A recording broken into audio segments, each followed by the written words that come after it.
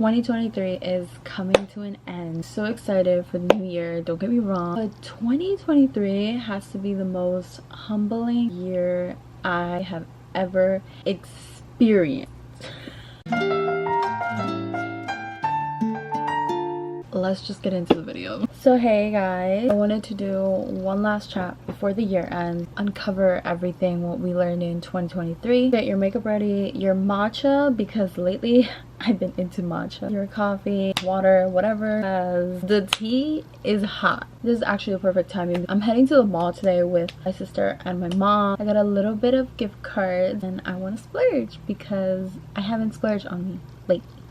Before I continue on to blabber, I just want to say thank you very much to the new followers that have subscribed to this channel. Welcome. My name is, of course that would happen to me. My name is Jessica. Pink Table talk about high standards and confidence. That's something that you're into, self-improvement, psychology. Welcome aboard. I drew some notes. First topic I do want to talk about that's been roaming in my mind lately because of the fact that I've been living through it myself recently is body image. Right now it's just such a big thing in our generation to be insecure about ourselves. Whole thing with body dysmorphia. I honestly do believe that I have that, and there's a lot of people that have it. Artists have it. Even like the most confident person that they might appear, they might have it too. Something in our human nature to compare ourselves all the time. Sadly to say, we human beings are like this. I do want to talk about my experience with body dysmorphia. Pretty much started very young. I was a really super skinny girl. On top of that, everyone in my grade going through puberty pretty fast. Obviously curves come along, you start looking more like a woman, and nothing was happening to me. I was bullied a lot because of my body shape, especially the boys.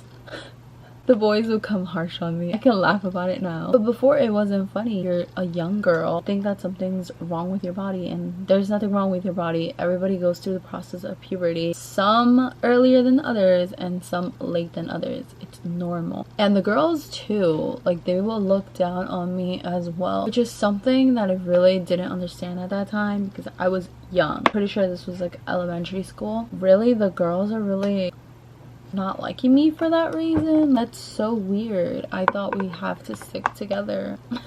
Did you not get the memo? It really caused me to be super insecure about my body. These people that don't have emotional intelligence to understand someone else's feeling. But obviously they were young too. What can I say? We were in elementary.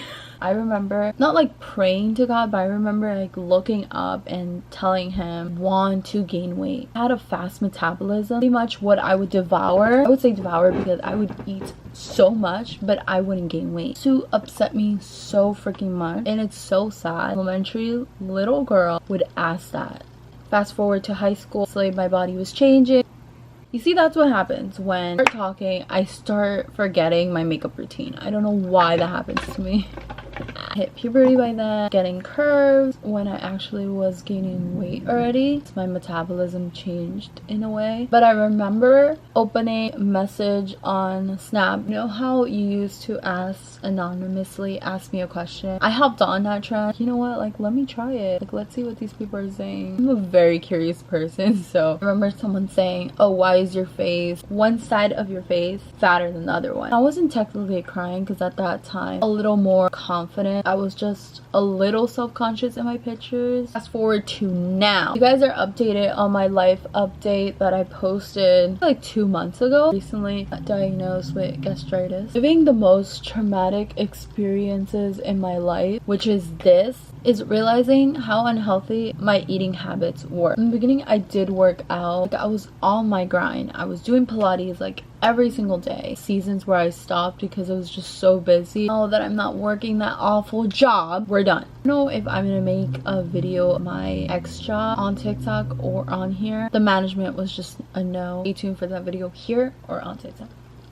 Saying. So was restricting my diet, restricting food that caused me to balance back most of the time. My body would just react to filling itself up. Cause of my diagnosis of gastritis, eating habits were horrible. Wasn't specifically on my meals. I would wait hours to eat. Like, it was just so unhealthy, literally torturing my body. Let's move on to contour. Do you want to do Rare Beauty or do you want to do Catrice? No, I tried it a bunch of times already, but I really like it. You can tell from my other videos and this video right now, or recent videos that you see me on camera, you can tell I lost a ton of weight. Not to be ungrateful, being 100% real on here, I am not satisfied. That's the thing with body dysmorphia, is all in your head and you can't really see how much work you're putting in. At least recognize it. But there are some people that live in denial. I've recently got into reading more articles about and more books about is emotional triggers. I've always done my research on eating disorders like anorexia, bulimia, binge eating. Each of them are different. I'm not going to explain them on here because I do not want to get flagged. It's important to be informed about those things. I do feel like I had some sort of emotional trigger that time before my diagnosis. I would be stressful all the time. I'm an overthinker. So it really doesn't help with stress because on top of you thinking about what's gonna happen tomorrow, you're stressed about it too. So I was stressed about the little things, work, schoolwork, everything was stress. Stomach has to do with your heart. Everything that you feel down here comes to your heart. Stress comes here, but it comes down physically. You don't take care of yourself mentally, your body is gonna start reacting to the stress, to the anxiety, to the fear, to whatever you're dealing with mentally. Your body's gonna start reacting to it. You actually have to pay attention, really need to calm down, really need to take it a notch because I'm gonna die. But no, you know what I mean. Well, then there comes this thing called binge eating. When I was younger, I used to struggle with that a lot. When I would stress about school, toxic friendships that I had in the past, I would take it out on food. It's psychological, I don't know how to explain it, but when you eat, you feel like satisfied and you feel like that void is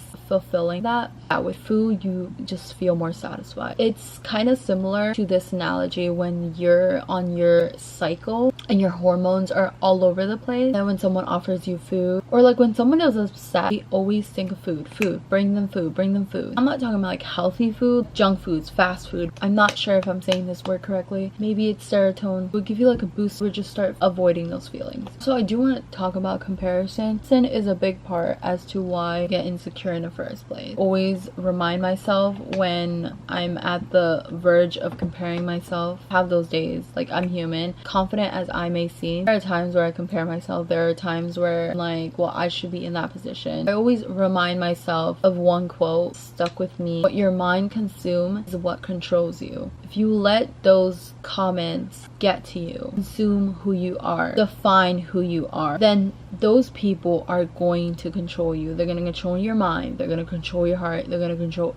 everything you are. You are placing yourself as a puppet for those people to play around, to toy around with, take power over you. Like, take your power back. 2024 is your year and no one can take it from you, but if you let them take it from you, they are going to take it from you. And any journey that you might find yourself with, be a weight loss journey, a mental journey, emotional journey, if you compare yourself even once, everything will shift and it will be different in a negative way. That's pretty much what I wanted to talk about with body image. Do you guys like how the contour looks? I look chiseled the way I like it. I think I'm gonna move on to blush. Bless you. This is where the tea comes hot. Oh my god, I cannot believe I'm talking about this on the internet. I always say I'm gonna regret this, but I don't. I go back to it and I'm laughing and I'm just like, did that really happen? That's wild. I put up a poll on my IG. Any suggestions about what topic you want me to talk about the most? And of course, the most uncomfortable topic that I do not like talking about, because I do not like talking about my personal life as much on the internet, just about me. I don't like including other people. We're gonna get into the subject of boy talk. Question: what blush should I do? Should I do the pink or should I go with red? Cold season, let's do red. Let's get into the topic. Grab your seats and please enjoy the ride. This was back in February. Me and my friend planned out to go a nice place. We invited more people to come with us. I'm not sure what went on that day. No one ended up showing up. Literally, like, everybody ended up like ghosting each other. When I think about it, it's probably excuses. I'm pretty sure they didn't want to go. The choice is yours. You don't have to hang out with the cool people if you don't want to. I'm kidding. I think I'm gonna put more blush because this is not enough. My sister always says like, you put too much blush. Girl, it's never enough. Well, sometimes it is, but Shh, we don't say that. We ended up having a lit time. Music was good, vibes were there, until the bad part happened. I don't even know what time was it. It was 1 or 2 in the morning. We were coming out of the place. We had the same amount of drinks, right? Not sure why it kind of just hit her more. I think it's because she wasn't eating as much as I was. I was like stuffing myself. When you drink, obviously you get hungry. We were eating some bomb calamaris. They're so freaking good. Now I want calamaris. Anyways, I'm getting off topic. We're both in a sticky situation because we're like, how in the world are we gonna get out of here? Do we have to spend a night at the parking lot? To be honest, I'm a scaredy cat, so I got scared. But when I tell you I was scared, I was scared. Where I was praying in the car and I was like, Lord, please do not abandon us. Please don't leave us here. I was literally praying to God in the back of the car.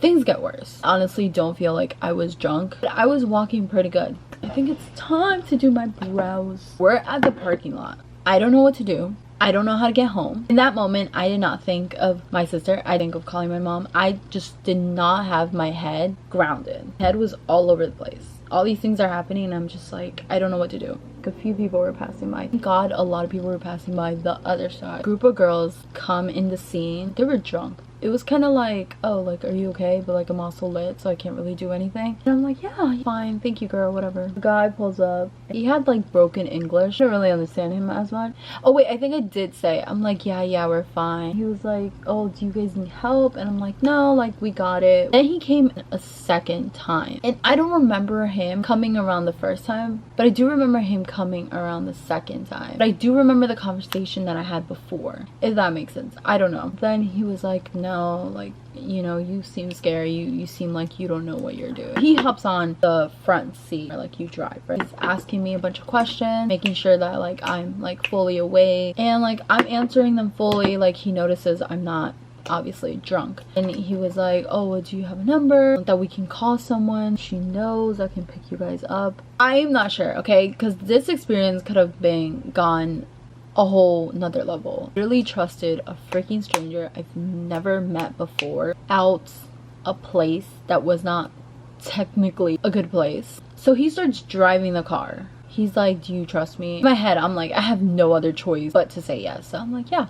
Me stupidly saying yeah. And I think I'm gonna start my powder. We pull up to a gas station and he buys juice and 2 big water bottles. You have to go home. You're just like, leave us here. And he was like, if I leave you here, the cops are gonna come and you guys are gonna get arrested. I'm like, yeah, I'm not trying to get arrested right now. I can't believe what happened next. This is where I'm just like so freaking dumb. He's like, we can drive to my house. And in a way, I'm like, now that I think about it, I'm just like, how did I manage a stranger to drive the car? And on top of that, we pulled up to his house.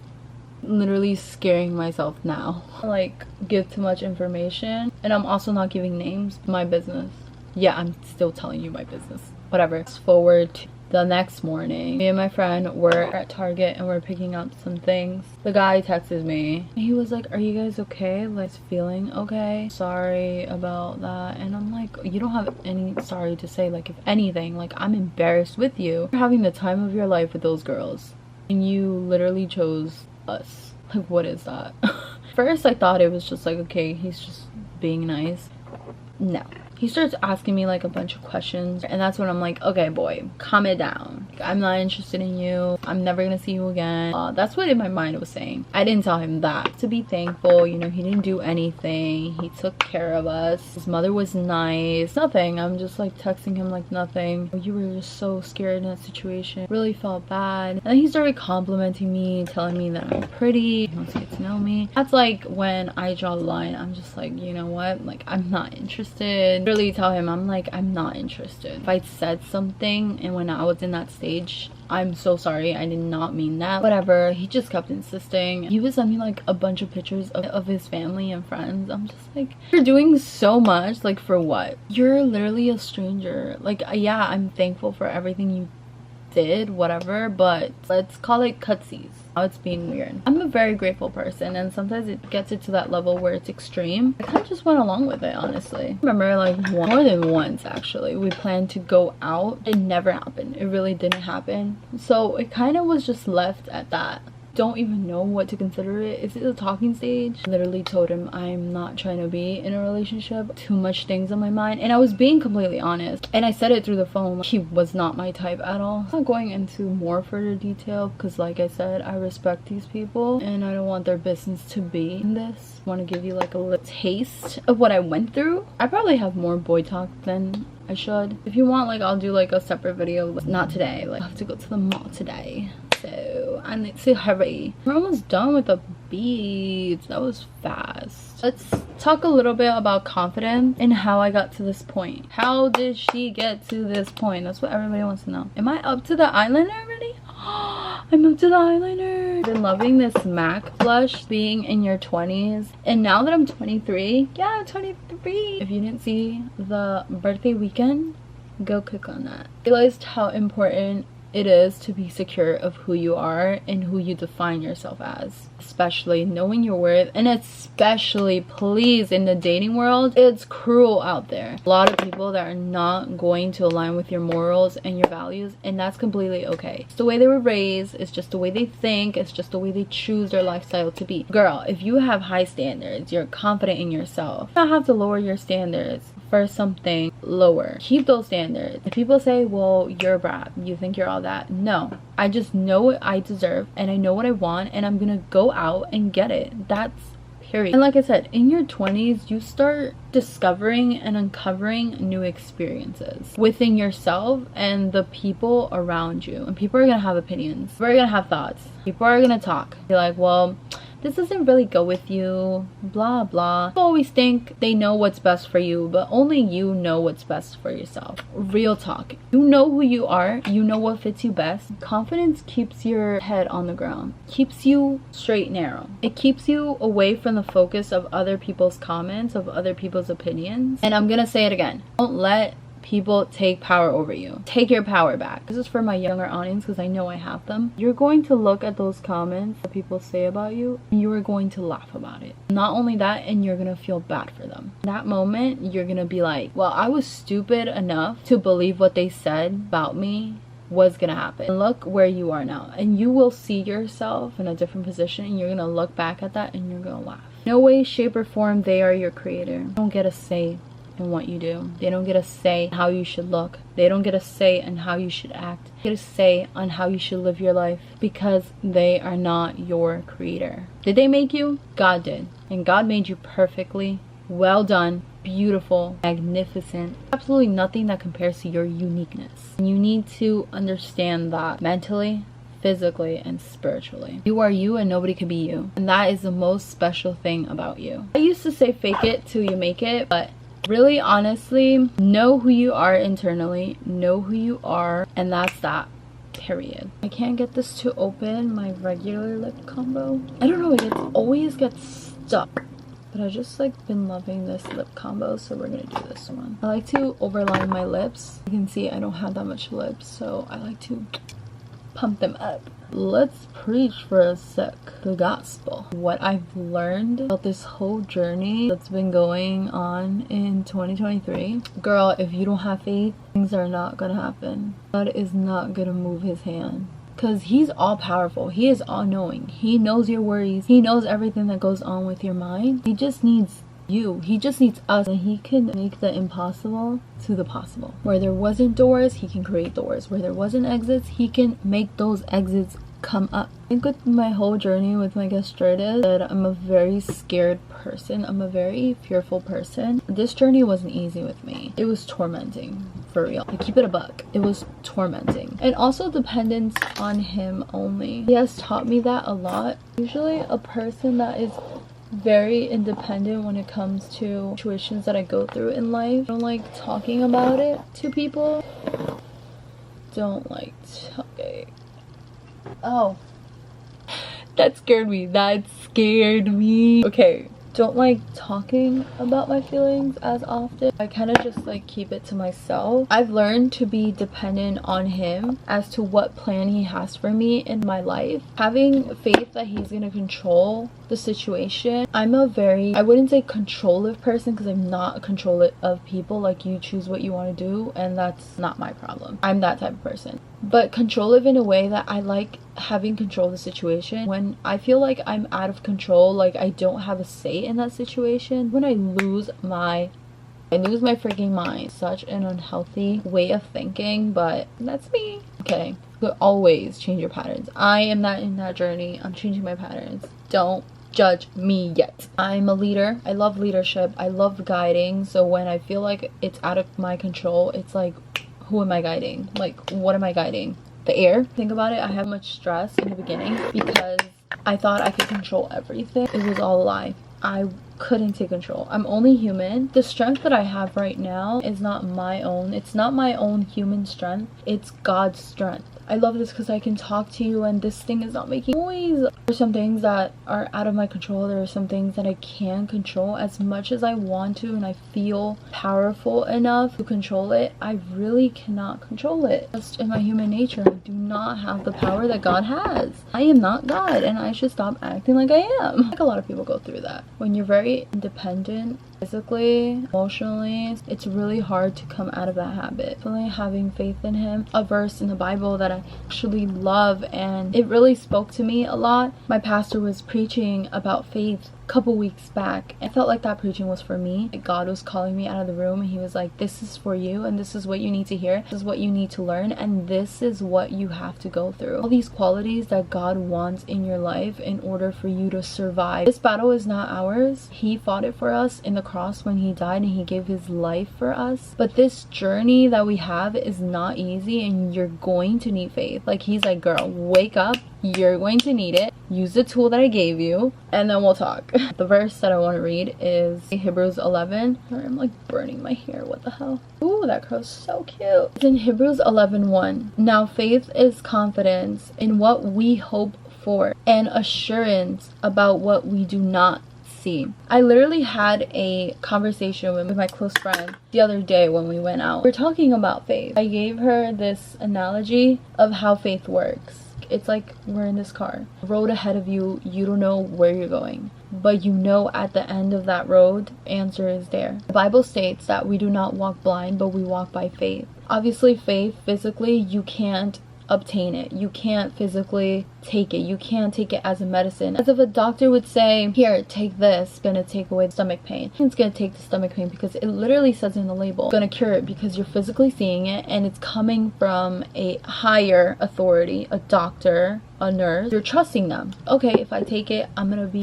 solid, I'm gonna be good. But with faith, you cannot do that. You can't hold it physically. You can't take it in physically. You take it in spiritually. But you could definitely feel when your faith is growing. You could definitely feel in that moment when you have faith. You have felt it before. I look funny right now. This is the price you pay for beauty. Back to what I was saying, to the car conversation. So you're going at the end of the road. You don't know what's coming your way. Mind you, you're the person in the wheel. Never been in that road before. Heading a straight road.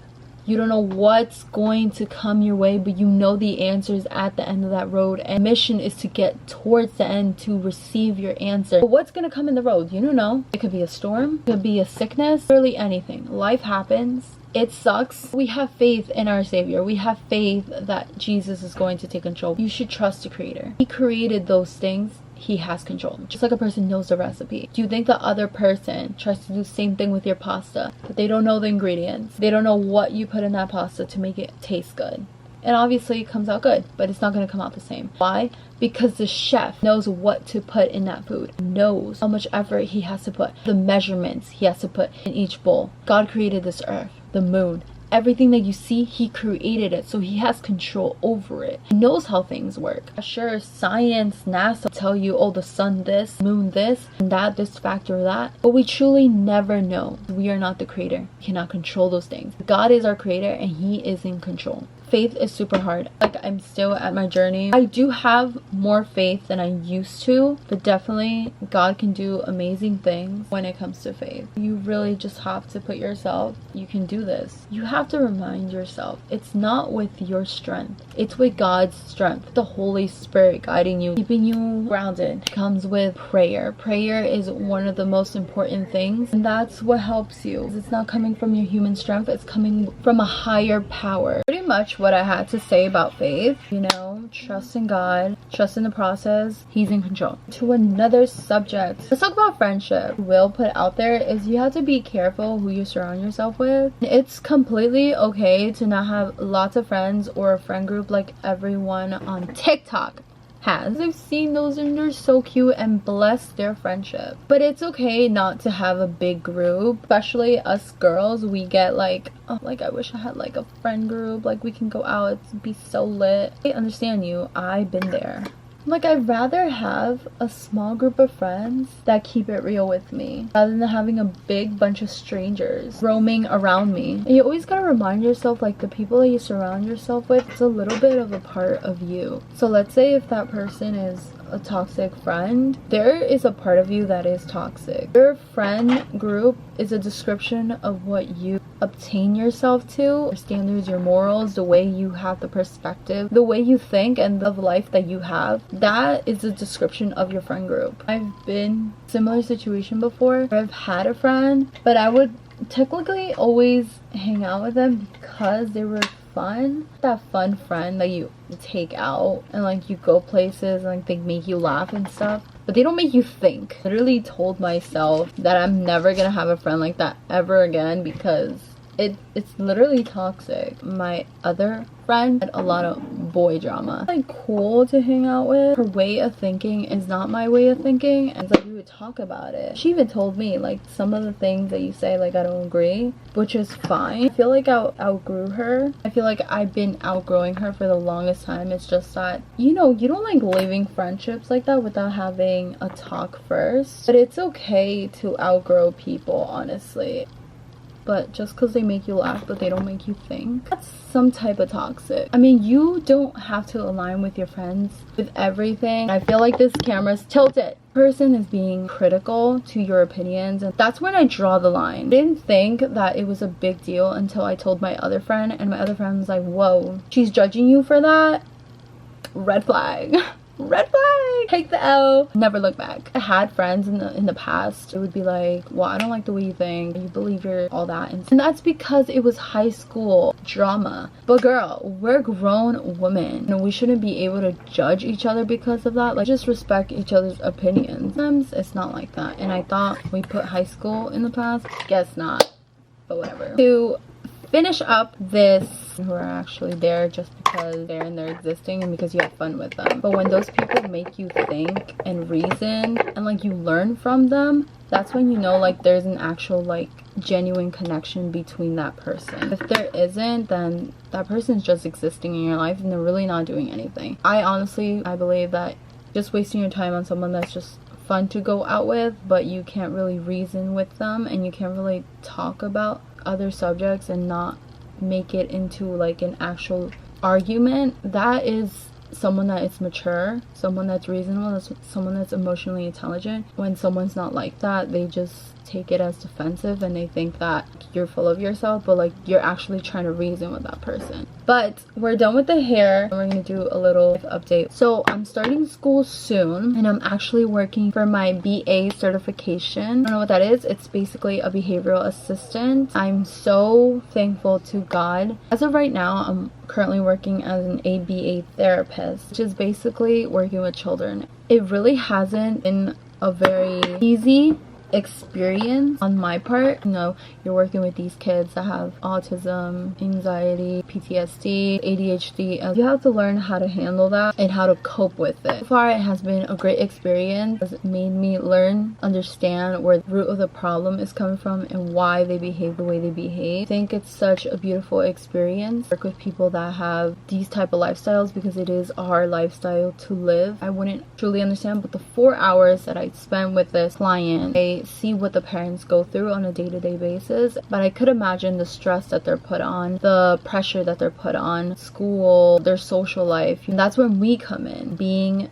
that little glimmer of light, see the hope in it. And I feel like it's part of also God's plan. When Jesus came down here, he came to fix the broken. When I think about that, I think about how many broken families are because of what they go through with their children. It's truly a blessing and an honor to work with these type of people, and I wouldn't change it for anything. I mean, listen, I'm majoring in mental health counseling, and a lot of people tell me, you really want to sit there listening to people's problems and then you solving that issue. And I'm like, yeah, I would love that. Like, such a good listener. Like, I love listening to people, and I'm super big on mental health. When I took the lead and I was like, yeah, I want to be a therapist. That's pretty much what I wanted to unravel in this 2023 recap. It was a year that I learned a lot. I've never done a video like this before, but as we grow in this channel, I really do want to come more connected to you guys and having more conversations like this. 2024 is literally at the door. Want you guys to feel safe, like you have a safe space here. So thank you guys for watching. I hope you guys enjoy this video. I'll see you guys in, well, I don't want to be too dramatic, but I'll see you guys in 2024. Bye, love you.